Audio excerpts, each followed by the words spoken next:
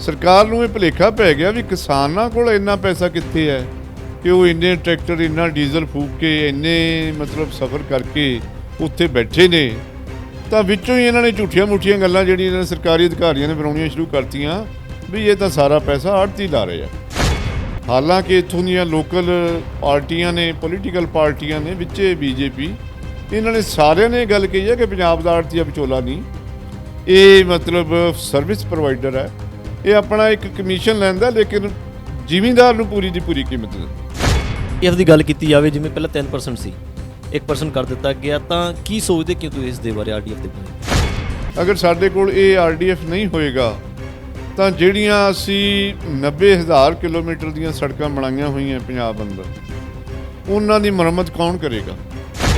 ਅਗਰ ਸਾਡਾ ਆਰਡੀਐਫ ਹੋਰ ਖੋਲ੍ਹਿਆ ਜਾਏਗਾ ਤਾਂ ਮੈਂ ਕਹਿੰਦਾ ਇਹ ਵੀ ਬਹੁਤ ਵੱਡਾ ਧੱਕਾ ਜਿਹੜਾ ਸਟੇਟ ਨਾਲ ਹੋਏਗਾ ਔਰ ਐਗਰੀਕਲਚਰ ਨੈਟਵਰਕ ਤੋੜਨ ਦੀ ਇੱਕ ਸਾਜ਼ਿਸ਼ ਹੋਏਗੀ ਕਿ ਸਰਕਾਰਾਂ ਨੇ ਸਾਨੂੰ ਕੁਝ ਨਹੀਂ ਦੇਣਾ। ਸਵਾਮੀਨਾਥਨ ਦੀ ਰਿਪੋਰਟ ਮੰਗਦੇ ਉਹ ਰਿਪੋਰਟ ਜਿਹੜੀ ਹੈ ਅੱਜ ਆਪਣੀ ਮੌਤ ਮਰ ਰਹੀ, ਲੇਕਿਨ ਸਾਨੂੰ ਆਪਣੀ ਆਮਦਨ ਤੋਂ ਵੱਧ ਖਰਚੇ ਨਹੀਂ ਕਰਨੇ ਚਾਹੀਦੇ।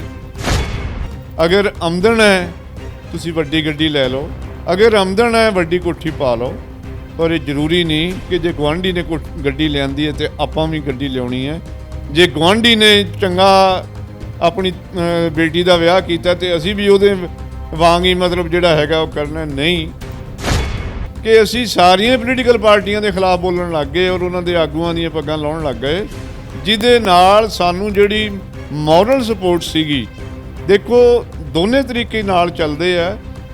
ਅਗਰ ਅਸੀਂ ਇੱਕ ਐਜੀਟੇਸ਼ਨ ਕਰਦੇ ਹਾਂ ਤਾਂ ਸਾਡੀ ਪੋਲੀਟੀਕਲ ਸਪੋਰਟ ਵੀ ਜਿਹੜੀ ਆ ਵਿਰੋਧੀ ਧਿਰਾਂ ਦੀ ਨਾਲ ਹੋਣੀ ਚਾਹੀਦੀ ਹੈ। ਮੈਂ ਤਾਂ ਕਹਿੰਦਾ ਕਿ ਸਾਨੂੰ ਘੱਟੋ ਘੱਟ ਬੀਜੇਪੀ ਦੀ ਵੀ ਮੋਰਲ ਸਪੋਰਟ ਪੰਜਾਬ ਦੇ ਵਿੱਚੋਂ ਲੈਣੀ ਚਾਹੀਦੀ ਸੀ। ਜਿੱਥੋਂ ਤੱਕ ਅਸੀਂ ਇਹਨਾਂ ਦੇ ਘਰਾਂ 'ਚ ਧਰਨੇ ਲਾਤੇ, ਇਹਨਾਂ ਨਾਲ ਮਤਲਬ ਜਿਹੜਾ ਹੈਗਾ ਦੁਰਵਿਵਹਾਰ ਕੀਤਾ, ਇਹਦੇ ਤੇ ਸਾਨੂੰ ਦੁਬਾਰਾ ਸੋਚਣਾ ਚਾਹੀਦਾ ਹੈ। ਕੇਂਦਰ ਸਰਕਾਰ ਦੀ ਗੱਲ ਕੀਤੀ ਜਾਵੇ ਤਾਂ ਰਵੱਈਏ ਨੂੰ ਕਿੱਦਾਂ ਦੇਖਦੇ ਤੁਸੀਂ? ਕੇਂਦਰ ਸਰਕਾਰ ਜਿਹੜਾ ਕਿਸਾਨਾਂ ਦੇ ਨਾਲ ਰਵੱਈਆ ਆ, ਅਨਾਜ ਮਤਲਬ ਆਪਣੇ ਰੇਟ ਦੇ ਉੱਤੇ ਮੁਨਾਫੇ ਨਾਲ ਵੇਚਿਆ ਜਾ ਸਕਦਾ, ਇਹਨੂੰ ਕੰਟਰੋਲ ਕੀਤਾ ਜਾ ਸਕਦਾ। ਸੋ ਇਸ ਪਾਸੇ ਇਹਨਾਂ ਵੱਡੀਆਂ ਕੰਪਨੀਆਂ ਦੇ ਜਦੋਂ ਧਿਆਨ ਆਏ ਨੇ, ਫਿਰ ਇਹਨਾਂ ਨੇ ਆਪਣੇ ਤਰੀਕੇ ਨਾਲ ਜਦੋਂ ਇਹਨਾਂ ਨੇ ਕੰਮ ਕਰਨੇ ਹੁੰਦੇ ਨੇ ਤਾਂ ਇਹ ਫਿਰ ਐਡਮਿਨਿਸਟ੍ਰੇਸ਼ਨ ਤੋਂ, ਬਿਊਰੋਕਰੇਟਸ ਤੋਂ, ਫਿਰ ਬਿਊਰੋਕਰੇਟਸ ਨੂੰ ਅੱਗੇ ਸਮਝਾਉਣ ਦੀ, ਪੋਲੀਟੀਕਲ ਲੋਕਾਂ ਨੂੰ ਸਮਝਾਉਣ ਦੀ ਡਿਊਟੀ ਬਿਊਰੋਕਰੇਟਸ ਦੀ ਲੱਗਦੀ ਹੈ। ਸਤਿ ਸ਼੍ਰੀ ਅਕਾਲ ਜੀ, ਮੈਂ ਹਾਂ ਗੁਰਦੀਪ ਸਿੰਘ ਲੰਮੇ ਤੇ ਤੁਸੀਂ ਚੰਗੀ ਤਰ੍ਹਾਂ ਜਾਣਦੇ ਹੋ ਕਿ ਲਗਾਤਾਰ 4 ਮਹੀਨੇ ਤੋਂ ਵੱਧ ਦਾ ਟਾਈਮ ਹੋ ਚੁੱਕਾ ਹੈ। ਕਿਸਾਨ ਦਿੱਲੀ ਦੀਆਂ ਬਰੂਹਾਂ ਦੇ ਉੱਤੇ ਬੈਠੇ ਹੋਏ ਨੇ, ਲੇਕਿਨ ਉਹਨਾਂ ਦੀਆਂ ਜਿਹੜੀਆਂ ਮੰਗਾਂ ਨਹੀਂ ਮੰਨੀਆਂ ਜਾ ਰਹੀਆਂ ਹੈਗੀਆਂ। ਖੇਤੀ ਕਾਨੂੰਨਾਂ ਨੂੰ ਲੈ ਕੇ ਕਿਸਾਨਾਂ ਦਾ ਕਹਿਣਾ ਹੈ ਕਿ ਇਹਨਾਂ ਕਾਨੂੰਨਾਂ ਦੇ ਨਾਲ ਜਿਹੜਾ ਹੈ ਪੰਜਾਬ ਬਰਬਾਦ ਹੋਣ ਵਾਲਾ ਹੈ ਔਰ ਲਗਾਤਾਰ ਮੰਗ ਕੀਤੀ ਜਾ ਰਹੀ ਕਿ ਇਹਨਾਂ ਕਾਨੂੰਨਾਂ ਨੂੰ ਰਿਪੀਲ ਕੀਤਾ ਜਾਵੇ, ਲੇਕਿਨ ਸਰਕਾਰ ਟਸ ਤੋਂ ਮਸ ਨਹੀਂ ਹੋ ਰਹੀ। ਉਧਰ ਦੂਜੇ ਪਾਸੇ ਗੱਲ ਕੀਤੀ ਜਾਵੇ ਤਾਂ ਆੜ੍ਹਤੀਆਂ ਦੇ ਬਾਰੇ ਵੀ ਜਿਹੜਾ ਵਾਰ-ਵਾਰ ਗੱਲ ਕਹੀ ਜਾ ਰਹੀ ਹੈ ਕੇਂਦਰ ਸਰਕਾਰ ਦੇ ਵੱਲੋਂ, ਕਿਸੇ ਵਿਚੋਲੀਏ ਜਿਹੜੇ ਨੇ ਉਹਨਾਂ ਨੂੰ ਵਿੱਚੋਂ ਖਤਮ ਕਰਨਾ ਚਾਹੁੰਦੇ ਆ, ਤਾਂ ਕਿ ਜਿਹੜੇ ਕਿਸਾਨ ਜਿਹੜੇ ਨੇ ਡਾਇਰੈਕਟ ਜਿਹੜੇ ਆਪਣੇ ਕੈਸ਼ ਜਿਹੜੀ ਆਪਣੇ ਅਕਾਊਂਟ ਦੇ ਵਿੱਚ ਲੈ ਸਕਣ। ਤਾਂ ਬਹੁਤ ਸਾਰੀਆਂ ਗੱਲਾਂ ਨੇ, ਇਸ ਦੇ ਬਾਰੇ ਅਸੀਂ ਗੱਲਬਾਤ ਕਰਾਂਗੇ। ਸਾਡੇ ਨਾਲ ਇਸ ਵੇਲੇ ਪੰਜਾਬ ਆੜ੍ਹਤੀ ਐਸੋਸੀਏਸ਼ਨ ਦੇ ਪ੍ਰਧਾਨ ਜਿਹੜੇ ਰਵਿੰਦਰ ਸਿੰਘ ਚੀਮਾ ਜੀ ਮੌਜੂਦ ਨੇ, ਉਹਨਾਂ ਨਾਲ ਗੱਲਬਾਤ ਕਰਦੇ ਹਾਂ। ਚੀਮਾ ਸਾਹਿਬ, ਬਹੁਤ ਬਹੁਤ ਸਵਾਗਤ ਤੁਹਾਡਾ। ਧੰਨਵਾਦ ਜੀ। ਸਰ, ਸਭ ਤੋਂ ਪਹਿਲਾਂ ਦੱਸਿਆ ਜਾਵੇ ਕਿ ਪੰਜਾਬ ਦੇ ਵਿੱਚ ਆੜ੍ਹਤੀਏ ਕਿੰਨੇ ਨੇ ਜੀ? ਪੰਜਾਬ 'ਚ ਲਗਭਗ ਇਸ ਵੇਲੇ ਜਿਹੜੇ ਗ੍ਰੇਨ ਦਾ ਕੰਮ ਕਰਦੇ ਆ ਜੀ, ਉਹ 28,000 ਆੜ੍ਹਤੀਆਂ ਨੇ। ਇਹਨਾਂ ਤੋਂ ਇਲਾਵਾ ਕੁਝ ਸਾਡੀਆਂ ਐਸੀਆਂ ਬੈਲਟ ਨੇ ਜਿਨ੍ਹਾਂ 'ਚ ਕੇਵਲ ਕਾਟਨ ਦਾ ਕੰਮ ਹੁੰਦਾ ਹੈਗਾ, ਜਾਂ ਸਬਜ਼ੀ ਦਾ ਕੰਮ ਹੁੰਦਾ, ਲੱਕੜ ਦਾ ਕੰਮ ਹੁੰਦਾ। ਸੋ ਇਸ ਤਰ੍ਹਾਂ ਕਰਕੇ ਤਾਂ ਟੋਟਲ ਲਾਇਸੈਂਸੀ ਜਿਹੜੇ ਨੇ ਉਹ 30-35,000 ਨੇ। ਪਰ ਜਿਹੜੇ ਪਿਓਰਲੀ ਮੰਡੀਆਂ 'ਚ ਕੰਮ ਕਰਦੇ ਨੇ, ਕਣਕ ਝੋਨੇ ਦਾ ਆਪਾਂ ਕਹਿ ਲਈਏ, ਤਾਂ 28,000 ਸਾਡੇ ਪੋਰਟਲ ਦੇ ਉੱਤੇ ਰਜਿਸਟਰਡ ਨੇ। ਕੇਂਦਰ ਸਰਕਾਰ ਦੀ ਗੱਲ ਕੀਤੀ ਜਾਵੇ ਤਾਂ ਰਵੱਈਏ ਨੂੰ ਕਿੱਦਾਂ ਦੇਖਦੇ ਤੁਸੀਂ? ਕੇਂਦਰ ਸਰਕਾਰ ਜਿਹੜਾ ਕਿਸਾਨਾਂ ਦੇ ਨਾਲ ਰਵੱਈਆ ਆ, ਦੇਖੋ ਜਿਹੜਾ ਇਹ ਤਿੰਨੇ ਕਾਨੂੰਨ ਆਏ ਨੇ, ਇਹਨਾਂ ਦੇ ਯਤਨ ਬਹੁਤ ਪਹਿਲਾਂ ਤੋਂ ਹੋ ਰਹੇ ਸੀਗੇ, ਕਿਉਂਕਿ ਸਾਡਾ ਦੇਸ਼ ਜਿਹੜਾ ਹੈਗਾ ਇਹ ਖੇਤੀ ਪ੍ਰਧਾਨ ਸੂਬਾ ਹੈ ਔਰ ਇੱਥੇ ਬਹੁਤ ਵੱਡੀਆਂ ਕੰਪਨੀਆਂ ਦੀ ਨਜ਼ਰ ਹੈ ਕਿ ਕਿਸੇ ਤਰੀਕੇ ਨਾਲ ਜਿਹੜੀ ਫੂਡ ਬੋਲ ਹੈ ਦੇਸ਼ ਦੀ, ਪੰਜਾਬ, ਇਹਦੀ ਐਗਰੀਕਲਚਰ ਮਾਰਕੀਟਿੰਗ ਨੂੰ ਜਿਹੜਾ ਹੈ ਉਹ ਕਬਜ਼ੇ 'ਚ ਲੈ ਲਿਆ ਜਾਵੇ ਤਾਂ ਪੂਰੇ ਦੇਸ਼ ਦੇ ਵਿੱਚ ਜਿਹੜਾ ਹੈ ਅਨਾਜ ਮਤਲਬ ਆਪਣੇ ਰੇਟ ਦੇ ਉੱਤੇ ਮੁਨਾਫੇ ਨਾਲ ਵੇਚਿਆ ਜਾ ਸਕਦਾ, ਇਹਨੂੰ ਕੰਟਰੋਲ ਕੀਤਾ ਜਾ ਸਕਦਾ। ਸੋ ਇਸ ਪਾਸੇ ਇਹਨਾਂ ਵੱਡੀਆਂ ਕੰਪਨੀਆਂ ਦੇ ਜਦੋਂ ਧਿਆਨ ਆਏ ਨੇ, ਫਿਰ ਇਹਨਾਂ ਨੇ ਆਪਣੇ ਤਰੀਕੇ ਨਾਲ ਜਦੋਂ ਇਹਨਾਂ ਨੇ ਕੰਮ ਕਰਨੇ ਹੁੰਦੇ ਨੇ ਤਾਂ ਇਹ ਫਿਰ ਐਡਮਿਨਿਸਟ੍ਰੇਸ਼ਨ ਤੋਂ, ਬਿਊਰੋਕਰੇਟਸ ਤੋਂ, ਫਿਰ ਬਿਊਰੋਕਰੇਟਸ ਨੂੰ ਅੱਗੇ ਸਮਝਾਉਣ ਦੀ, ਪੋਲੀਟੀਕਲ ਲੋਕਾਂ ਨੂੰ ਸਮਝਾਉਣ ਦੀ ਡਿਊਟੀ ਬਿਊਰੋਕਰੇਟਸ ਦੀ ਲੱਗਦੀ ਹੈ। ਫਿਰ ਇਹ ਇਸ ਚੀਜ਼ ਨੂੰ ਇਸ ਤਰ੍ਹਾਂ ਮੈਨੂਪੂਲੇਟ ਕਰਦੇ ਨੇ ਕਿ ਦੇਖਣ ਨੂੰ ਲੱਗਦਾ ਕਿ ਜੀ ਇਹ ਕਿਸਾਨ ਦੇ ਬਹੁਤ ਹੱਕ 'ਚ ਜਿਹੜਾ ਹੈਗਾ ਬਣਾਇਆ ਜਾ ਰਿਹਾ ਹੈ, ਲੇਕਿਨ ਉਹਦਾ ਜਿਹੜਾ ਮੋਟਿਵ ਹੁੰਦਾ ਹੈ, ਮੋਟਿਵ ਕੁਝ ਹੋਰ ਹੁੰਦਾ ਹੈ। ਔਰ ਜਿਹਦੇ ਨਤੀਜੇ ਜਿਹੜੇ ਨੇ ਸਾਨੂੰ ਜਦੋਂ ਬਾਅਦ 'ਚ ਸਮਝ ਆਉਂਦੇ ਨੇ ਤਾਂ ਉਦੋਂ ਇਹ ਲੱਗਦਾ ਵੀ ਹਾਂ, ਇਹ ਜਦੋਂ ਇਹ ਸਟਾਰਟ ਕੀਤਾ ਗਿਆ ਸੀ ਉਦੋਂ ਸਾਨੂੰ ਦੱਸਿਆ ਗਿਆ ਸੀ ਕਿ ਕਿਸਾਨਾਂ ਦੇ ਭਲੇ 'ਚ ਹੈ, ਪਰ ਅਸਲ ਇਹ ਕਿਸਾਨਾਂ ਦੇ ਭਲੇ 'ਚ ਨਹੀਂ, ਇਹ ਉਹਨਾਂ ਲੋਕਾਂ ਦੇ ਭਲੇ 'ਚ ਹੈ ਜਿਨ੍ਹਾਂ ਨੇ ਇਹਨੂੰ ਸ਼ੁਰੂ ਕਰਵਾਇਆ ਸੀ। ਸੋ ਇਹ ਜਿਹੜੇ ਕਾਨੂੰਨ ਲਿਆਂਦੇ ਜਾ ਰਹੇ ਨੇ, ਇਹਦਾ ਇਤਿਹਾਸ ਜੇ ਆਪਾਂ ਪੰਜਾਬ ਦੇ ਵਿੱਚ ਦੇਖੀਏ ਤਾਂ ਲਗਭਗ 2000 ਦੇ ਨੇੜੇ ਕਾਰਗਿਲ ਕੰਪਨੀ ਜਿਹੜੀ ਹੈ, ਵਰਲਡ ਦੀ ਸਭ ਤੋਂ ਵੱਡੀ ਗ੍ਰੇਨ ਟ੍ਰੇਡਿੰਗ ਕੰਪਨੀ ਆ ਉਹ ਅਮਰੀਕਾ ਦੀ, ਉਹਨੇ ਆ ਕੇ ਆਪਣਾ ਜਾਲ ਵਿਛਾਇਆ ਸੀ ਇੱਥੇ ਸਾਹਨੇਵਾਲ ਮੰਡੀ 'ਚ। ਉਹਨੇ ਆ ਕੇ ਆਪਣਾ ਇੱਕ ਗਡਾਊਨ ਲਿਆ ਸੀ ਔਰ ਉੱਥੋਂ ਉਹਨਾਂ ਨੇ ਆਪਣੇ ਕੰਮ ਦੀ ਸ਼ੁਰੂਆਤ ਕਰਨ ਲਈ ਇੱਕ ਸਲੋਗਨ ਦਿੱਤਾ ਕਿ ਕੋਈ ਵੀ ਕਿਸਾਨ ਉਹਨਾਂ ਦੇ ਗੋਦਾਮ ਦੇ ਉੱਤੇ ਮਾਲ ਲੈ ਕੇ ਆਏਗਾ ਤਾਂ ਜਿੰਨੀ ਆੜਤ ਸਾਨੂੰ ਆੜਤੀ ਨੂੰ ਦੇਣੀ ਪਏਗੀ ਉਹ ਸਾਰੀ ਅਸੀਂ ਕਿਸਾਨ ਨੂੰ ਪਾਸ ਔਨ ਕਰ ਦਿਆਂਗੇ। ਸੋ ਉਹਨਾਂ ਨੇ 2 ਲੱਖ MT ਦਾ ਟਾਰਗੇਟ ਰੱਖ ਕੇ ਉੱਥੇ ਆਏ ਸੀਗੇ, ਲੇਕਿਨ ਕਿਸਾਨਾਂ ਨੇ ਇਸ ਕਰਕੇ ਉਹਨਾਂ ਕੋਲ ਮਾਲ ਨਹੀਂ ਵੇਚਿਆ ਕਿ ਜੇਕਰ ਅਸੀਂ ਇਹਨਾਂ ਨੂੰ ਡਾਇਰੈਕਟ ਮਾਲ ਵੇਚ ਦੇਵਾਂਗੇ ਤਾਂ ਗਾਂ ਅਸੀਂ ਆਪਣੇ ਆੜਤੀ ਦੇ ਦੁਕਾਨ ਜੋਗੇ ਜਾਣ ਤੇ ਜੋਗੇ ਨਹੀਂ ਰਵਾਂਗੇ ਔਰ ਸਾਨੂੰ ਅਗਲੀਆਂ ਫਸਲਾਂ ਦੀ ਜੋ ਲੋੜ ਹੈ ਉਹ ਫਿਰ ਸਾਡਾ ਆੜਤੀ ਪੂਰੀਆਂ ਨਹੀਂ ਕਰੇਗਾ। ਸੋ ਕਿਸਾਨਾਂ ਨੇ ਉਸ ਟਾਈਮ ਇਹ ਗੱਲ ਜਿਹੜੀ ਹੈ ਚੰਗੀ ਨਹੀਂ ਸਮਝੀ ਔਰ ਉਸ ਵੇਲੇ 20 ਰੁਪਏ ਆੜਤ ਵੱਧ ਹੁੰਦੀ ਸੀ, ਉਹਨਾਂ ਨੇ ਨਹੀਂ ਲਈ। ਤਾਂ ਇਹਨਾਂ ਕੰਪਨੀਆਂ ਨੇ ਜਾ ਕੇ ਸਲਾਹ ਕੀਤੀ ਵੀ ਇਹ ਆੜਤੀ ਤੇ ਕਿਸਾਨ ਜਿੰਨਾ ਚਿਰ ਜੁਦਾ ਜੁਦਾ ਨਹੀਂ ਹੋਣਗੇ ਉਹਨਾਂ ਚਿਰ ਅਸੀਂ ਇੱਥੇ ਕਾਮਯਾਬ ਨਹੀਂ ਹੋ ਸਕਾਂਗੇ। ਸੋ ਇਹ ਇਹਨਾਂ ਦੀ ਪਿੱਠ ਭੂਮੀ ਹੈ, ਉਹਦੀ ਬੈਕਗਰਾਊਂਡ 'ਚ ਇਹ ਸਾਰਾ ਕੁਝ ਜਿਹੜਾ ਰਚਿਆ ਜਾ ਰਿਹਾ ਹੈ। ਕੰਪਨੀਆਂ ਮੰਡੀਆਂ ਤੋਂ ਬਾਹਰ ਦੇ ਰੇਟ, ਮੰਡੀਆਂ ਦੇ ਅੰਦਰ ਦੇ ਟੈਕਸ ਰੇਟ, ਟੈਕਸ ਘਟਾਉਣਾ, ਆੜਤੀਆਂ ਨੂੰ ਬਾਹਰ ਕਰਨਾ, ਆੜਤੀਆਂ ਦੀ ਆੜਤ ਰੋਕਣਾ, ਇਹ ਸਾਰਾ ਉਸੇ ਮਤਲਬ ਚੱਕਰਵਿਊਹ ਦਾ ਇੱਕ ਹਿੱਸਾ ਹੈਗਾ।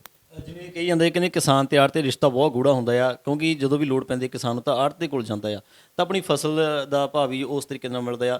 ਤਾਂ ਜਿਹੜੇ ਕੇਂਦਰ ਸਰਕਾਰ ਕਹਿੰਦੇ ਕਿ ਵੀ ਅਸੀਂ ਵਿੱਚੋਂ ਬਿਲਕੁਲ ਅਲੱਗ ਕਰਨਾ ਚਾਹੁੰਦੇ ਵੀ ਕਿਸਾਨ ਜਿਹੜੇ ਸਿੱਧਾ ਆਪਣੀ ਅਦਾਇਗੀ ਲੈ ਸਕਣ, ਤਾਂ ਸਿੱਧੀ ਅਦਾਇਗੀ ਨੂੰ ਲੈ ਕੇ ਤੁਸੀਂ ਕੀ ਕਹੋਗੇ? ਦੇਖੋ, ਇਸ ਤਰ੍ਹਾਂ ਹਿੰਦੁਸਤਾਨ ਬਹੁਤ ਵੱਡਾ ਦੇਸ਼ ਹੈ, ਇਹਦੇ ਵਿੱਚ ਬਹੁਤ ਸਾਰੇ ਸੂਬੇ ਨੇ, ਉਹਨਾਂ 'ਚ ਅਲੱਗ-ਅਲੱਗ ਫਸਲਾਂ ਪੈਦਾ ਹੁੰਦੀਆਂ, ਅਲੱਗ-ਅਲੱਗ ਉੱਥੋਂ ਦਾ ਮਾਰਕੀਟਿੰਗ ਸਿਸਟਮ ਹੈ। ਜਦੋਂ ਇਹ ਕਾਨੂੰਨ ਬਣਾਏ ਗਏ ਨੇ ਜਾਂ ਜਦੋਂ ਇਹਨਾਂ ਦੀ ਐਕਸਰਸਾਈਜ਼ ਕੀਤੀ ਗਈ ਹੈ, ਉਦੋਂ ਪੰਜਾਬ ਦੇ ਹਾਲਾਤਾਂ ਨੂੰ, ਹਰਿਆਣੇ ਦੇ ਹਾਲਾਤਾਂ ਨੂੰ, ਯੂਪੀ, ਰਾਜਸਥਾਨ, ਮੱਧ ਪ੍ਰਦੇਸ਼ ਦੇ ਹਾਲਾਤਾਂ ਨੂੰ ਮੁੱਖ ਰੱਖ ਕੇ ਨਹੀਂ ਬਣਾਏ ਗਏ, ਇਹ ਮੁੱਖ ਰੱਖ ਕੇ ਬਣਾਏ ਗਏ ਆ ਪੂਰੇ ਦੇਸ਼ ਨੂੰ। ਸੋ ਦੇਸ਼ ਦੇ ਬਹੁਤ ਸਾਰੇ ਸੂਬਿਆਂ 'ਚ ਸਟੇਟਾਂ ਨੇ ਜਿਹੜਾ ਹੈਗਾ ਉਹ ਆਪਣਾ ਇਨਫਰਾਸਟਰਕਚਰ ਡਿਵੈਲਪ ਨਹੀਂ ਕੀਤਾ।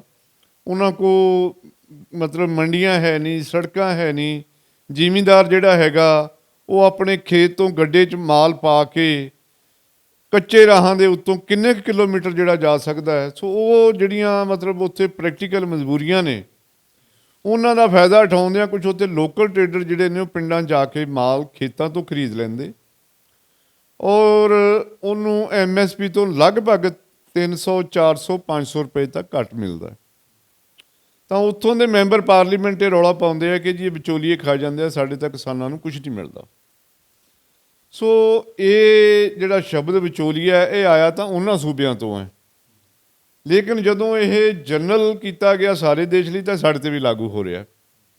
ਅਸੀਂ ਬਹੁਤ ਵਾਰ ਤਰਲਾ ਕੀਤਾ ਕੇਂਦਰ ਸਰਕਾਰ ਦਾ, ਅਸੀਂ ਪਾਸਵਾਨ ਸਾਹਿਬ ਨੂੰ ਵੀ ਮਿਲੇ, ਚਲੋ ਗੁਜ਼ਰ ਗਏ, ਅੱਜ ਤੋਮਰ ਸਾਹਿਬ ਨੂੰ ਮਿਲੇ। ਉਹਨਾਂ ਨੂੰ ਅਸੀਂ ਦੱਸਿਆ ਕਿ ਪੰਜਾਬ ਹਰਿਆਣਾ ਦੇ ਇਸ ਨਾਰਥ ਬੈਲਟ ਦੇ ਹਾਲਾਤ ਡਿਫਰੈਂਟ ਨੇ ਦੂਜੇ ਸੂਬਿਆਂ ਨਾਲੋਂ, ਸਾਡੇ ਕੋਲ ਬਹੁਤ ਵਧੀਆ ਮਾਰਕੀਟਿੰਗ ਨੈਟਵਰਕ ਹੈ, ਤੁਸੀਂ ਮਤਲਬ ਸਾਨੂੰ ਉਹਨਾਂ ਸੂਬਿਆਂ ਨਾਲ ਨਾ ਰਲਾਓ, ਸਾਡੇ ਕਿਸਾਨ ਨੂੰ ਪੂਰੇ ਪੈਸੇ ਮਿਲਦੇ ਆ, 100% MSP ਪੰਜਾਬ ਔਰ ਹਰਿਆਣਾ ਔਰ ਵੈਸਟਰਨ ਯੂਪੀ ਔਰ ਈਸਟਰਨ ਰਾਜਸਥਾਨ ਦੇ ਕਿਸਾਨਾਂ ਨੂੰ ਮਿਲ ਰਹੀ ਹੈ। ਉਹਦਾ ਕਾਰਨ ਇੱਕੋ ਇੱਕ ਹੈ ਕਿ ਸਰਕਾਰ ਮਾਲ ਖਰੀਦਦੀ ਹੈ, ਉਹ ਇੰਨਾ ਉਹਦੇ ਕੋਲ ਇਨਫਰਾਸਟਰਕਚਰ ਨਹੀਂ ਹੁੰਦਾ ਕਿ ਨਾਲੋਂ ਨਾਲ ਉਹ ਮਾਲ ਨੂੰ ਚੱਕ ਲਵੇ, ਸੰਭਾਲ ਲਵੇ। ਉਹਨੂੰ ਜਿਹੜਾ 15-20 ਦਿਨ ਦਾ ਜਿਹੜਾ ਸਾਈਕਲ ਹੈਗਾ ਉਹਦੇ 'ਚ ਲੁੱਕ ਆਫਟਰ ਆੜ੍ਹਤੀਆ ਕਰਦਾ ਹੈ, ਅਤੇ ਉਹ ਆੜ੍ਹਤੀਏ ਦਾ ਜਿਹੜਾ ਰੋਲ ਹੈ ਉਹੀ ਕਿਸਾਨ ਨੂੰ MSP ਦਿਵਾਉਂਦਾ ਹੈ। ਇਸ ਕਰਕੇ ਆੜ੍ਹਤੀਏ ਦਾ ਜੋ ਰੋਲ ਹੈ ਉਹਨੂੰ ਤੁਸੀਂ ਮਿਨੀਮਾਈਜ਼ ਕਰਕੇ ਨਾ ਦੇਖੋ, ਇਹਨੂੰ ਇਨ ਦਾ ਟੋਟੈਲਿਟੀ ਆਫ ਦਾ ਪ੍ਰੋਕਿਉਰਮੈਂਟ ਮਤਲਬ ਵਰਕ ਜਿਹੜਾ ਹੈਗਾ ਨਾ ਉਹ ਤੁਸੀਂ ਦੇਖੋ ਤਾਂ ਜਿੱਥੇ ਜਿੱਥੇ ਆੜ੍ਹਤੀ ਆ ਉੱਥੇ ਕਿਸਾਨ ਨੂੰ MSP ਮਿਲੀ ਹੈ। ਜਿੱਥੇ ਆੜ੍ਹਤੀਆ ਨਹੀਂ ਹੈਗਾ, ਸਿਸਟਮ ਆੜ੍ਹਤੀਆ ਨਹੀਂ, ਉੱਥੇ MSP ਨਹੀਂ ਮਿਲ ਰਹੀ। ਪਰ ਪਤਾ ਨਹੀਂ ਕਿਉਂ ਜਿਹੜੇ ਸਾਡੇ ਬਿਊਰੋਕਰੇਟਸ ਨੇ, ਇਹਨਾਂ ਦੀਆਂ ਜੋ ਅੰਦਰੂਨੀ ਕੁੰਡੀਆਂ ਨੇ, ਇਹ ਸਾਡੇ ਸਿਆਸਤਦਾਨਾਂ ਨੂੰ ਸਮਝ ਨਹੀਂ ਆਉਂਦੀਆਂ ਜਾਂ ਸਮਝ ਲੈਣੀ ਨਹੀਂ ਚਾਹੁੰਦੇ। ਇਸ ਕਰਕੇ ਮਤਲਬ ਜਿਹੜਾ ਸਾਨੂੰ ਵੱਧ ਤੋਂ ਵੱਧ ਇਸ ਮਸਲੇ 'ਤੇ ਉਲਝਾਉਣ ਦੀ ਕੋਸ਼ਿਸ਼ ਕੀਤੀ ਜਾ ਰਹੀ ਹੈ। ਔਰ ਅੱਜ ਜਿਹੜੀ ਸਿੱਧੀ ਅਦਾਇਗੀ ਦੀ ਵੀ ਗੱਲ ਕੀਤੀ ਜਾ ਰਹੀ ਹੈ, ਉਹਦੀ ਵੀ ਪਿੱਠ ਭੂਮੀ ਇਹੀ ਹੈ ਕਿ ਅਗਰ ਸਿੱਧੀ ਕਿਸਾਨ ਨੂੰ ਪੇਮੈਂਟ ਜਾਏਗੀ, ਸ਼ਾਇਦ ਉਹ ਆੜ੍ਹਤੀ ਦੇ ਪੈਸੇ ਮੁੱਕਰ ਜਾਏਗਾ ਔਰ ਫਿਰ ਆੜ੍ਹਤੀ ਉਹਨਾਂ ਨੂੰ ਨਾਲ ਸੰਬੰਧ ਤੋੜ ਲੈਣਗੇ ਔਰ ਕਿਸਾਨ ਜਿਹੜੇ ਅਲਟੀਮੇਟਲੀ ਕੰਪਨੀਆਂ ਵਾਸਤੇ, ਵੱਡੀਆਂ ਕੰਪਨੀਆਂ ਵੱਲ ਜਾਣ ਲੱਗ ਜਾਣਗੇ। ਸੋ ਇਹ ਉਹਦੀ ਪਿੱਠ ਭੂਮੀ ਹੈ। ਜਿਵੇਂ ਕੇਂਦਰ ਤੁਸੀਂ ਦੇਖਿਆ ਹੋਊਗਾ, ਜਦੋਂ ਕਿਸਾਨ ਅੰਦੋਲਨ ਸਟਾਰਟ ਹੋਇਆ ਵਾ ਤਾਂ ਕੇਂਦਰ ਨੇ ਪਹਿਲਾਂ ਸ਼ਬਦ ਵਰਤੇ, ਕਹਿੰਦੇ ਵੀ ਵਿਚੋਲੀਆ, ਵੀ ਉੱਥੇ ਵਿਚੋਲੀਆ ਬੈਠੇ ਹੋਏ ਨੇ। ਫਿਰ ਜਿਵੇਂ ਜਿਵੇਂ ਇਹ ਅੰਦੋਲਨ ਤੇਜ਼ ਹੁੰਦਾ ਗਿਆ, ਫਿਰ ਕਹਿੰਦੇ ਵੀ ਪੰਜਾਬ ਦੇ ਕਿਸਾਨ ਬੈਠੇ, ਇਕੱਲੇ ਪੰਜਾਬ ਦੇ ਕਿਸਾਨ ਬੈਠੇ ਹੋਏ ਨੇ। ਤੇ ਹੁਣ ਗੱਲ ਕੀਤੀ ਯਾਰ ਵੀ ਵਿਚੋਲੀਆ ਬਾਹਰ ਕੱਢਣੇ ਨੇ, ਤਾਂ ਇਹ ਸਟੇਟਮੈਂਟਸ ਨੂੰ ਕਿੱਦਾਂ ਦੇਖਦੇ ਹੋ ਤੁਸੀਂ? ਦੇਖੋ, ਮੈਂ ਤੁਹਾਨੂੰ ਦੱਸਿਆ ਕਿ ਇਹ ਵਿਚੋਲੀਆ ਸ਼ਬਦ ਆਇਆ ਤਾਂ ਉਹਨਾਂ ਸੂਬਿਆਂ 'ਚੋਂ ਹੈ ਜਿੱਥੇ ਐਕਚੁਅਲੀ ਪ੍ਰਾਈਵੇਟ ਟਰੇਡਰ ਕਿਸਾਨਾਂ ਨੂੰ ਐਕਸਪਲੋਇਟ ਕਰਦੇ ਸੀਗੇ। ਲੇਕਿਨ ਜਦੋਂ ਪੰਜਾਬ ਦੇ ਵਿੱਚੋਂ ਅਸੀਂ ਇਹ ਮੂਵਮੈਂਟ ਸ਼ੁਰੂ ਕੀਤੀ ਹੈ ਤਾਂ ਕਿਸਾਨ ਤੇ ਆੜ੍ਹਤੀ ਮੋਢੇ ਨਾਲ ਮੋਢਾ ਲਾ ਕੇ ਦਿੱਲੀ ਗਏ। ਤਾਂ ਜਿੱਡੀ ਵੱਡੀ ਇਹ ਮੂਵਮੈਂਟ ਬਣੀ, ਜਿੰਨਾ ਇਹਨੂੰ ਹੁਲਾਰਾ ਮਿਲਿਆ, ਸਰਕਾਰ ਨੂੰ ਇਹ ਭੁਲੇਖਾ ਪੈ ਗਿਆ ਵੀ ਕਿਸਾਨਾਂ ਕੋਲ ਇੰਨਾ ਪੈਸਾ ਕਿੱਥੇ ਹੈ ਕਿ ਉਹ ਇੰਨੇ ਟਰੈਕਟਰ, ਇੰਨਾ ਡੀਜ਼ਲ ਫੂਕ ਕੇ, ਇੰਨੇ ਮਤਲਬ ਸਫ਼ਰ ਕਰਕੇ ਉੱਥੇ ਬੈਠੇ ਨੇ। ਤਾਂ ਵਿੱਚੋਂ ਹੀ ਇਹਨਾਂ ਨੇ ਝੂਠੀਆਂ ਮੂਠੀਆਂ ਗੱਲਾਂ ਜਿਹੜੀਆਂ ਇਹਨਾਂ ਸਰਕਾਰੀ ਅਧਿਕਾਰੀਆਂ ਨੇ ਬਣਾਉਣੀਆਂ ਸ਼ੁਰੂ ਕਰਤੀਆਂ ਵੀ ਇਹ ਤਾਂ ਸਾਰਾ ਪੈਸਾ ਆੜ੍ਹਤੀ ਲਾ ਰਹੇ ਆ। ਅਤੇ ਤਾਂ ਉਹਨਾਂ ਨੇ ਫਿਰ ਉਹਨਾਂ ਵਿਚੋਲੀਆਂ ਦੀ ਤਰਜ਼ 'ਤੇ ਹੀ ਸਾਨੂੰ ਵਿਚੋਲੇ ਕਹਿਣਾ ਸ਼ੁਰੂ ਕੀਤਾ। ਹਾਲਾਂਕਿ ਇੱਥੋਂ ਦੀਆਂ ਲੋਕਲ ਪਾਰਟੀਆਂ ਨੇ, ਪੋਲੀਟੀਕਲ ਪਾਰਟੀਆਂ ਨੇ, ਵਿੱਚੇ BJP, ਇਹਨਾਂ ਨੇ ਸਾਰਿਆਂ ਨੇ ਗੱਲ ਕਹੀ ਹੈ ਕਿ ਪੰਜਾਬ ਦਾ ਆੜ੍ਹਤੀਆ ਵਿਚੋਲਾ ਨਹੀਂ, ਇਹ ਮਤਲਬ ਸਰਵਿਸ ਪ੍ਰੋਵਾਈਡਰ ਹੈ। ਇਹ ਆਪਣਾ ਇੱਕ ਕਮਿਸ਼ਨ ਲੈਂਦਾ ਲੇਕਿਨ ਜ਼ਿਮੀਂਦਾਰ ਨੂੰ ਪੂਰੀ ਦੀ ਪੂਰੀ ਕੀਮਤ ਦਿੰਦਾ। RDF ਦੀ ਗੱਲ ਕੀਤੀ ਜਾਵੇ, ਜਿਵੇਂ ਪਹਿਲਾਂ 3% ਸੀ, 1% ਕਰ ਦਿੱਤਾ ਗਿਆ, ਤਾਂ ਕੀ ਸੋਚਦੇ ਕਿਉਂ ਤੁਸੀਂ ਇਸ ਦੇ ਬਾਰੇ, RDF ਦੇ ਬਾਰੇ? ਦੇਖੋ, RDF ਜਿਹੜਾ ਹੈਗਾ ਇਹ ਸਾਡੀ ਐਗਰੀਕਲਚਰ ਮਾਰਕੀਟਿੰਗ ਨੈਟਵਰਕ ਦੀ ਰੀੜ੍ਹ ਦੀ ਹੱਡੀ ਹੈ। ਅਗਰ ਸਾਡੇ ਕੋਲ ਇਹ RDF ਨਹੀਂ ਹੋਏਗਾ ਤਾਂ ਜਿਹੜੀਆਂ ਅਸੀਂ 90,000 ਕਿਲੋਮੀਟਰ ਦੀਆਂ ਸੜਕਾਂ ਬਣਾਈਆਂ ਹੋਈਆਂ ਪੰਜਾਬ ਅੰਦਰ, ਉਹਨਾਂ ਦੀ ਮੁਰੰਮਤ ਕੌਣ ਕਰੇਗਾ? ਕਿਉਂਕਿ ਅੱਜ ਦੀ ਕੰਡੀਸ਼ਨ ਇਹ ਹੈ ਕਿ ਅਸੀਂ ਇੰਨੇ ਪੈਸੇ ਲਾ ਕੇ ਵੀ ਚੌਥੇ ਸਾਲ, ਪੰਜਵੇਂ ਸਾਲ ਵਾਰੀ ਆਉਂਦੀ ਇੱਕ ਸੜਕ ਦੀ ਜਿਹਦੀ ਰਿਪੇਅਰ ਹੁੰਦੀ ਹੈ, ਅਤੇ ਅਖੀਰਲੇ ਚੌਥੇ ਸਾਲ ਦੇ ਵਿੱਚ ਆ ਕੇ ਪਿੰਡਾਂ ਵਾਲੇ ਸ਼ਿਕਾਇਤਾਂ ਕਰਦੇ ਨੇ, ਰੌਲਾ ਪਾਉਂਦੇ ਨੇ। ਤੁਸੀਂ ਵੀ ਮੀਡੀਆ ਵਾਲੇ ਜਾਣਦੇ ਹੋ ਕਿ ਫਲਾਣੀ ਸੜਕ ਇੰਨੀ ਟੁੱਟੀ ਪਈ ਹੈ। ਲੇਕਿਨ ਅਗਰ ਸਾਡੇ ਕੋਲ ਇੰਨਾ ਜਿਹੜਾ RDF ਆਉਂਦਾ ਔਰ ਉਹਦੇ ਬਾਵਜੂਦ ਅਸੀਂ 5 ਸਾਲਾਂ 'ਚ ਮਸਾਂ ਮੁਰੰਮਤ ਕਰਦੇ ਹਾਂ ਉਹਨਾਂ ਸੜਕਾਂ ਦੀ, ਅਗਰ ਸਾਡਾ RDF ਹੋਰ ਖੋਲ੍ਹਿਆ ਜਾਏਗਾ ਤਾਂ ਮੈਂ ਕਹਿੰਦਾ ਇਹ ਵੀ ਬਹੁਤ ਵੱਡਾ ਧੱਕਾ ਜਿਹੜਾ ਸਟੇਟ ਨਾਲ ਹੋਏਗਾ ਔਰ ਐਗਰੀਕਲਚਰ ਨੈਟਵਰਕ ਤੋੜਨ ਦੀ ਇੱਕ ਸਾਜ਼ਿਸ਼ ਹੋਏਗੀ। ਨਹੀਂ ਤਾਂ ਇਹ ਜਿਹੜਾ ਮਤਲਬ ਇੱਕ ਟੈਕਸ ਹੈਗਾ, ਇਹ ਬਹੁਤ ਵਾਜਬ ਟੈਕਸ ਹੈ ਔਰ ਇਹਨੇ ਮੰਡੀਆਂ ਨੂੰ ਔਰ ਸੜਕਾਂ ਨੂੰ ਮੇਨਟੇਨ ਕਰਨਾ ਹੈਗਾ। ਅਗਰ ਮੇਨਟੇਨ ਕੋਈ ਚੀਜ਼ ਨਹੀਂ ਹੋਏਗੀ ਤਾਂ ਅਲਟੀਮੇਟਲੀ ਉਹ ਚੀਜ਼ ਜਿਹੜੀ ਆ ਖਤਮ ਹੋ ਜਾਏਗੀ। ਜਿਵੇਂ ਕੇਂਦਰ ਸਰਕਾਰ ਕਹਿੰਦੀ ਹੈ ਕਿ ਕਹਿੰਦੇ ਜਦੋਂ ਕਿਸਾਨ ਜਾਂਦਾ ਹੈ ਆੜ੍ਹਤੀਆਂ ਦੇ ਕੋਲ ਜਾਂਦਾ ਤਾਂ ਪੈਸੇ ਲੈ ਲੈਂਦੇ ਨੇ, ਅਤੇ ਉਸ ਤੋਂ ਬਾਅਦ ਕੀ ਹੁੰਦਾ, ਉਹਨਾਂ ਕੋਲ ਕਰਜ਼ਾ ਚੜ੍ਹ ਜਾਂਦਾ ਆ, ਉਹ ਚੜ੍ਹੀ ਜਾਂਦਾ ਲੇਕਿਨ ਉਤਰਦਾ ਨਹੀਂ ਹੈਗਾ। ਅਤੇ ਅਸੀਂ ਇਹ ਚਾਹੁੰਦੇ ਹਾਂ ਕਿ ਉਹਨਾਂ ਉੱਤੇ ਕਰਜ਼ਾ ਨਾ ਚੜ੍ਹੇ ਅਤੇ ਉਹ ਸਿੱਧਾ ਆਪਣੇ ਅਕਾਊਂਟ ਦੇ ਵਿੱਚ ਪੈਸੇ ਲੈਣ। ਦੇਖੋ, ਇਹ ਹਰ ਇਨਸਾਨ ਦੀ ਮਨੀ ਮੈਨੇਜਮੈਂਟ ਹੈ, ਇਕੱਲੇ ਕਿਸਾਨਾਂ ਦੀ ਗੱਲ ਮੈਂ ਨਹੀਂ ਕਰਦਾ। ਸਾਡੇ ਵਪਾਰੀ ਵੀ ਬਹੁਤ ਜ਼ਿਆਦਾ ਕਰਜ਼ਈ ਹੋਏ ਪਏ, ਕਈ ਸਾਡੇ ਬਿਜ਼ਨਸਮੈਨ ਵੀ ਬਹੁਤ ਕਰਜ਼ਈ ਹੋਏ ਪਏ ਨੇ। ਮੈਂ ਕਹਿੰਦਾ ਜਿਹੜੇ 1-1 ਲੱਖ ਰੁਪਈਆ ਤਨਖਾਹ ਲੈਂਦੇ ਨੇ ਮੁਲਾਜ਼ਮ, ਉਹ ਵੀ ਕਈ ਵਾਰੀ ਆਪਣੀ ਹਸਤੀ ਤੋਂ ਵੱਡੇ ਮਕਾਨ ਬਣਾ ਲੈਂਦੇ ਨੇ, ਲੋਨ ਲੈ ਲੈਂਦੇ ਨੇ, ਗੱਡੀਆਂ ਵੱਡੀਆਂ ਲੈ ਲੈਂਦੇ ਨੇ, ਉਹ ਕਰਜ਼ਈ ਹੋ ਜਾਂਦੇ। ਸੋ ਇਹ ਮਨੀ ਮੈਨੇਜਮੈਂਟ ਜਿਹੜੀ ਹੈ ਇਹਨੂੰ ਸਮਝਣਾ ਬਹੁਤ ਜ਼ਰੂਰੀ ਹੈ। ਮੈਂ ਤਾਂ ਬਲਕਿ ਸਰਕਾਰਾਂ ਨੂੰ ਇਹ ਗੱਲ ਕਹਿਣਾ ਕਿ ਜਿੱਥੇ ਤੁਸੀਂ ਪੜ੍ਹਾਈ ਕਰਾਉਂਦੇ ਹੋ ਉੱਥੇ ਇਹ ਵੀ ਇੱਕ ਸਬਜੈਕਟ ਬਚਪਨ ਤੋਂ ਹੀ ਲਾਉਣਾ ਚਾਹੀਦਾ ਹੈ ਕਿ ਸੇਵਿੰਗ ਕੀ ਚੀਜ਼ ਹੈ, ਲੋਨ ਕੀ ਚੀਜ਼ ਹੈ ਔਰ ਲੋਨ ਕਿਸ ਤਰ੍ਹਾਂ ਵੱਧਦਾ ਹੈ।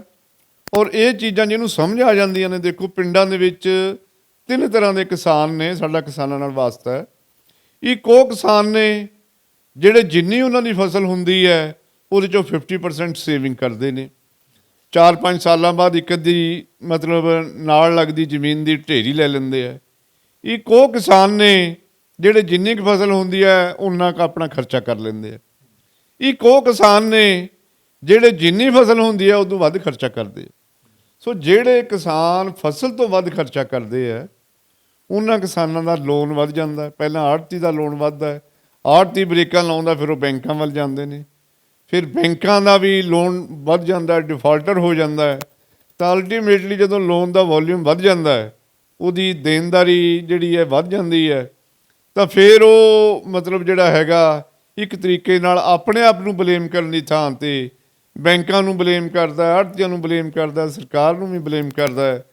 ਪਰ ਮੈਂ ਇੱਕ ਚੀਜ਼ ਤੁਹਾਡੇ ਇਸ ਮਾਧਿਅਮ ਰਾਹੀਂ ਜ਼ਰੂਰ ਕਿਸਾਨ ਵੀਰਾਂ ਨੂੰ ਬੇਨਤੀ ਕਰਨੀ ਚਾਹੁੰਦਾ ਕਿ ਸਰਕਾਰਾਂ ਨੇ ਸਾਨੂੰ ਕੁਝ ਨਹੀਂ ਦੇਣਾ।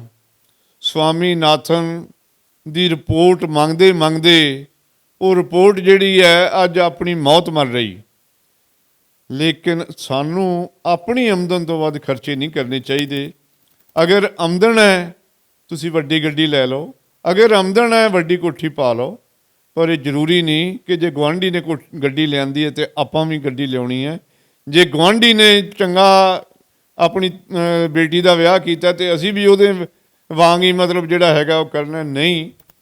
ਸਾਦਗੀ ਰੱਖ ਕੇ ਵੀ ਆਪਣੇ ਸਾਧਨਾਂ ਮੁਤਾਬਕ ਆਪਣੇ ਬਜ਼ੁਰਗਾਂ ਵੱਲ ਵੇਖੀਏ ਪੁਰਾਣੇ ਸਮਿਆਂ ਦੇ ਵਿੱਚ ਤਾਂ ਉਹ ਕਰਜ਼ੇ ਤੋਂ ਬਹੁਤ ਡਰਿਆ ਕਰਦੇ ਸੀ, ਔਰ ਇਹੀ ਕਾਰਨ ਹੁੰਦਾ ਸੀ ਕਿ ਉਹ ਖੁਸ਼ ਵੀ ਜ਼ਿਆਦਾ ਰਹਿੰਦੇ ਸੀ ਔਰ ਉਹਨਾਂ ਦੇ ਅੰਦਰ ਪਿਆਰ ਔਰ ਅਪਣੱਤ ਵੀ ਜ਼ਿਆਦਾ ਸੀ ਔਰ ਇੱਕ ਦੂਜੇ ਨਾਲ ਜਿਹੜਾ ਹੈਗੀ ਆ ਸਾਂਝ ਵੀ ਵੱਧ ਸੀ।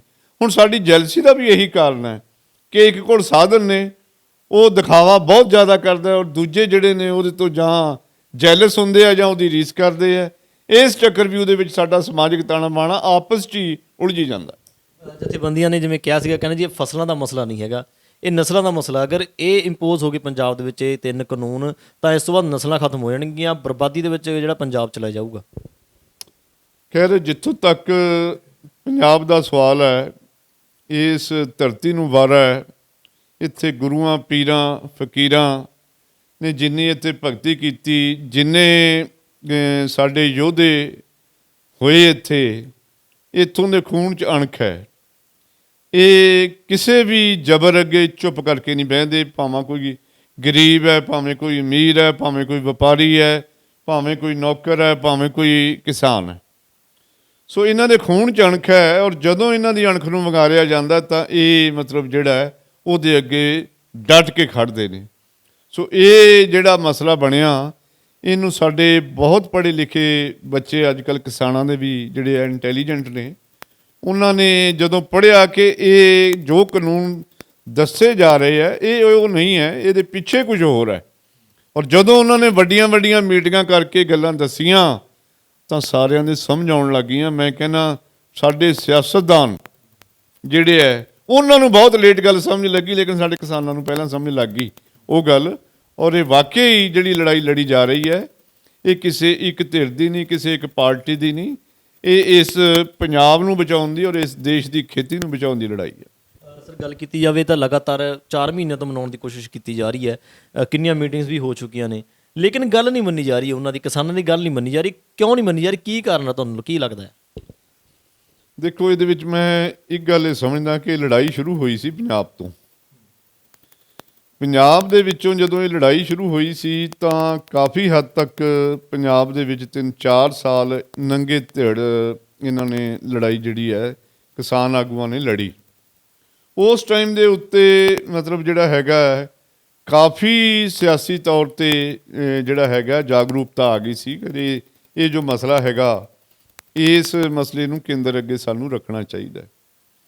ਪਰ ਸਾਡੇ ਪੰਜਾਬ ਦੀ ਬੇਭਾਗੀ ਇਹ ਰਹੀ ਕਿ ਸਾਰੀਆਂ ਪੋਲੀਟੀਕਲ ਪਾਰਟੀਆਂ ਇੱਕ ਦੂਜੇ ਨੂੰ ਹੀ ਬਲੇਮ ਕਰਦੀਆਂ ਰਹੀਆਂ, ਇਕੱਠਿਆਂ ਹੋ ਕੇ ਇਹਦੀ ਲੜਾਈ ਲੜਨ ਲਈ ਇਹਨਾਂ ਨੇ ਪਲੇਟਫਾਰਮ ਨਹੀਂ ਬਣਾਇਆ। ਔਰ ਉਸ ਤੋਂ ਬਾਅਦ ਇੱਕ ਗਲਤੀ ਸਾਡੇ ਜਿਹੜੀ ਹੈ ਕਿਸਾਨਾਂ ਤੋਂ ਵੀ ਹੋ ਗਈ ਜਾਂ ਸਾਡੇ ਤੋਂ ਹੋ ਗਈ ਕਿ ਅਸੀਂ ਸਾਰੀਆਂ ਪੋਲੀਟੀਕਲ ਪਾਰਟੀਆਂ ਦੇ ਖਿਲਾਫ ਬੋਲਣ ਲੱਗ ਗਏ ਔਰ ਉਹਨਾਂ ਦੇ ਆਗੂਆਂ ਦੀਆਂ ਪੱਗਾਂ ਲਾਉਣ ਲੱਗ ਗਏ, ਜਿਹਦੇ ਨਾਲ ਸਾਨੂੰ ਜਿਹੜੀ ਮੋਰਲ ਸਪੋਰਟ ਸੀਗੀ, ਦੇਖੋ ਦੋਨੇ ਤਰੀਕੇ ਨਾਲ ਚੱਲਦੇ ਆ। ਅਗਰ ਅਸੀਂ ਇੱਕ ਐਜੀਟੇਸ਼ਨ ਕਰਦੇ ਹਾਂ ਤਾਂ ਸਾਡੀ ਪੋਲੀਟੀਕਲ ਸਪੋਰਟ ਵੀ ਜਿਹੜੀ ਆ ਵਿਰੋਧੀ ਧਿਰਾਂ ਦੀ ਨਾਲ ਹੋਣੀ ਚਾਹੀਦੀ ਹੈ। ਮੈਂ ਤਾਂ ਕਹਿੰਦਾ ਕਿ ਸਾਨੂੰ ਘੱਟੋ ਘੱਟ ਬੀਜੇਪੀ ਦੀ ਵੀ ਮੋਰਲ ਸਪੋਰਟ ਪੰਜਾਬ ਦੇ ਵਿੱਚੋਂ ਲੈਣੀ ਚਾਹੀਦੀ ਸੀ। ਜਿੱਥੋਂ ਤੱਕ ਅਸੀਂ ਇਹਨਾਂ ਦੇ ਘਰਾਂ 'ਚ ਧਰਨੇ ਲਾਤੇ, ਇਹਨਾਂ ਨਾਲ ਮਤਲਬ ਜਿਹੜਾ ਹੈਗਾ ਦੁਰਵਿਵਹਾਰ ਕੀਤਾ, ਇਹਦੇ ਤੇ ਸਾਨੂੰ ਦੁਬਾਰਾ ਸੋਚਣਾ ਚਾਹੀਦਾ ਹੈ। ਇਹ ਟੇਬਲ ਟਾਕ ਦੁਆਰਾ ਸ਼ੁਰੂ ਹੋਣਗੀਆਂ ਤਾਂ ਹੀ ਮਸਲੇ ਦਾ ਹੱਲ ਹੋਏਗਾ। ਅਗਰ ਇਹ ਡੈਡਲੋਕ ਪਿਆ ਰਹੇਗਾ ਤਾਂ ਇਹਦਾ ਸਾਡੇ ਇਸ ਪ੍ਰੋਟੈਸਟ ਨੂੰ ਵੀ ਨੁਕਸਾਨ ਹੋ ਰਿਹਾ ਹੈ, ਪੰਜਾਬ ਸੂਬੇ ਨੂੰ ਵੀ ਨੁਕਸਾਨ ਹੋ ਰਿਹਾ, ਕਿਸਾਨੀ ਨੂੰ ਵੀ ਹੋ ਰਿਹਾ ਔਰ ਦੇਸ਼ ਨੂੰ ਵੀ ਹੋ ਰਿਹਾ। ਸਰ ਅਖੀਰਲਾ ਸਵਾਲ ਪੁੱਛਦਾ ਜੀ, ਇਹ ਤਿੰਨੇ ਕਾਨੂੰਨ ਅਗਰ ਵਾਪਸ ਨਹੀਂ ਹੁੰਦੇ ਹੈਗੇ, ਇੰਪੋਜ਼ ਹੋ ਗਏ, ਤੇ ਉਸ ਤੋਂ ਬਾਅਦ ਆੜ੍ਹਤੀਆਂ ਦੇ ਉੱਤੇ ਕੀ ਅਸਰ ਪੈਣ ਵਾਲਾ ਲਾਈਫ ਦੇ ਉੱਤੇ? ਦੇਖੋ, ਇਹ ਤਿੰਨੇ ਕਾਨੂੰਨ ਵਾਪਸ ਨਾ ਹੋਣ ਵਾਲੀ ਗੱਲ ਤਾਂ ਨਹੀਂ ਹੈ। ਮੈਂ ਸਮਝਦਾ ਕਿ ਗੱਲ ਤਾਂ ਹੁਣ ਸਿਰਫ ਹਾਂ ਨਾ ਦੀ ਅੜੀ ਹੋਈ ਹੈ। ਸਰਕਾਰ ਵੀ ਮੰਨਦੀ ਹੈ ਕਿ ਇਹਨਾਂ 'ਚ ਸੁਧਾਰ ਹੋਣ ਵਾਲਾ ਔਰ ਕਰਨ ਵਾਸਤੇ ਉਹ ਮੰਨ ਵੀ ਗਏ। ਸਾਡੇ ਮਨ 'ਚ ਇਹ ਗੱਲ ਹੈ ਕਿ ਇਹ ਕਾਨੂੰਨ ਖੇਤੀਬਾੜੀ ਜੋ ਸਬਜੈਕਟ ਸਟੇਟ ਦਾ ਹੈ ਇਹਦੇ ਅੰਡਰ ਹੀ ਨਹੀਂ ਲਿਆਂਦੇ ਜਾਣੇ ਚਾਹੀਦੇ, ਸੈਪਰੇਟ ਹੋਣੇ ਚਾਹੀਦੇ। ਸੋ ਇਹਦੇ ਉੱਤੇ ਇੱਕ ਰਾਏ ਬਣ ਕੇ ਅਗਰ ਇਹ ਫੈਸਲਾ ਹੋ ਜਾਵੇ ਤਾਂ ਮੇਰਾ ਖਿਆਲ ਹੈ ਇਹ ਪ੍ਰੈਕਟੀਕਲੀ ਕੋਈ ਮੁਸ਼ਕਲ ਗੱਲ ਨਹੀਂ ਹੈ। ਸਰਕਾਰ ਮੰਨ ਤਾਂ ਗਈ ਵੀ ਇਹ ਕਾਨੂੰਨਾਂ ਦੇ ਵਿੱਚ ਖਾਮੀਆਂ ਨੇ ਔਰ ਉਹ ਖਾਮੀਆਂ ਦੂਰ ਕਰਨ ਵਾਸਤੇ ਵੀ ਤਿਆਰ ਹੈ। ਮਸਲਾ ਸਿਰਫ ਇੱਥੇ ਅੜਿਆ ਹੈ ਕਿ ਸਬਜੈਕਟ ਇਹ ਸਟੇਟ ਦਾ, ਸਟੇਟਾਂ ਦੇ ਛੱਡ ਦਿਓ, ਕੇਂਦਰ ਸਰਕਾਰ ਜਿਹੜੀ ਹੈ ਇਹਦੇ ਉੱਤੇ ਕਾਨੂੰਨ ਨਾ ਬਣਾਵੇ। ਸੋ ਇਸ ਪੰਜਾਬ ਆੜਤੀ ਐਸੋਸੀਏਸ਼ਨ ਦੇ ਪ੍ਰਧਾਨ ਰਵਿੰਦਰ ਸਿੰਘ ਚੀਮਾ ਜੀ ਗੱਲਬਾਤ ਕੀਤੀ ਆੜਤੀਆਂ ਉੱਤੇ ਕੀ ਅਸਰ ਪੈਣ ਵਾਲਾ ਆ ਔਰ ਇਸ ਦੇ ਨਾਲ ਨਾਲ ਅਗਰ ਇਹ ਕਾਨੂੰਨ ਵਾਪਸ ਨਹੀਂ ਹੁੰਦੇ ਤਾਂ ਕਿਸਾਨਾਂ ਦਾ ਕੀ ਬਣਨਾ, ਇਸ ਦੇ ਬਾਰੇ ਗੱਲਬਾਤ ਕੀਤੀ ਔਰ ਲਗਾਤਾਰ ਇਹੀ ਕੋਸ਼ਿਸ਼ ਕੀਤੀ ਜਾ ਰਹੀ ਹੈ ਕਿਸਾਨਾਂ ਦੇ ਵੱਲੋਂ ਕਿ ਇਹ ਕਾਨੂੰਨ ਜਿਹੜੇ ਵਾਪਸ ਕਰਵਾ ਲਏ ਜਾਣ। ਲੇਕਿਨ ਉਧਰੋਂ ਕੇਂਦਰ ਸਰਕਾਰ ਕਹਿੰਦੀ ਕਿ ਅਸੀਂ ਅਮੈਂਡਮੈਂਟ ਕਰਾਂਗੇ, ਅਸੀਂ ਅਮੈਂਡਮੈਂਟ ਕਰ ਸਕਦੇ, ਵਾਪਸ ਨਹੀਂ ਕਰ ਸਕਦੇ। ਸੋ ਕਿ ਦੇਖਣਾ ਬਣਦਾ ਹੈ ਕਿ ਲਗਾਤਾਰ 4 ਮਹੀਨਿਆਂ ਦੇ ਦਿੱਲੀ ਦੀਆਂ ਬਰੂਹਾਂ ਦੇ ਉੱਤੇ ਕਿਸਾਨ ਬੈਠੇ ਨੇ, ਇਹ ਕਿੰਨੇ ਦੇਰ ਤੱਕ ਜਿਹੜੀ ਹੈ ਕੇਂਦਰ ਸਰਕਾਰ ਜਿਹੜੇ ਕਾਨੂੰਨ ਵਾਪਸ ਲੈਂਦੀ ਹੈ। ਸੋ ਵਧੇਰੀ ਅਪਡੇਟਸ ਜੁੜ ਰਹੋ ਲੁਧਿਆਣਾ ਟਾਈਮਜ਼ ਨਾਲ। ਕੈਮਰਾਮੈਨ ਹੈਰੀ ਦੇ ਨਾਲ ਗੁਰਦੀਪ ਸਿੰਘ ਲੰਮੇ, ਲੁਧਿਆਣਾ।